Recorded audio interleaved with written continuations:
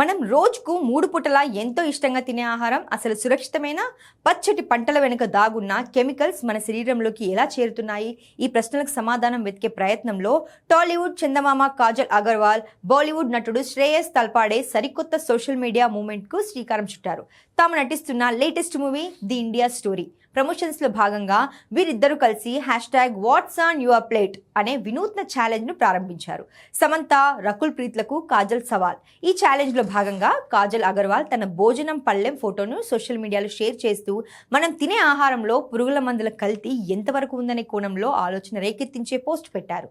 ఈ చైతన్య ఉద్యమం ఇక్కడితోనే ఆగిపోకుండా ఉండేందుకు ఆమె టాలీవుడ్ స్టార్ బ్యూటీస్ సమంత, ఋతుప్రభు, రకుల్ ప్రీత్ సింగ్ లని ఈ ఛాలెంజ్లోకి ఆహ్వానిస్తూ నామినేట్ చేశారు.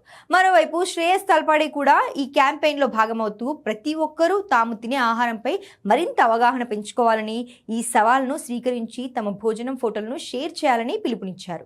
థియేటర్లలో కేవలం సినిమా చూపించడమే కాకుండా ప్రతి ఇంట ఒక ఆరోగ్యకరమైన చర్చ జరగాలనే ఉద్దేశంతో ఈ ఛాలెంజ్ను డిజైన్ చేశారు. ప్రస్తుతం వ్యవసాయ రంగంలో విచ్చలవిడిగా వాడుతున్న పురుగుల మందులు, రసాయనాల వల్ల సామాన్య ప్రజల ఆరోగ్యం ఎలా ప్రమాదంలో పడుతోందనే సున్నితమైన, అత్యంత భయంకరమైన సామాజిక అంశాన్ని ఈ సినిమాలో చూపించబోతున్నారు.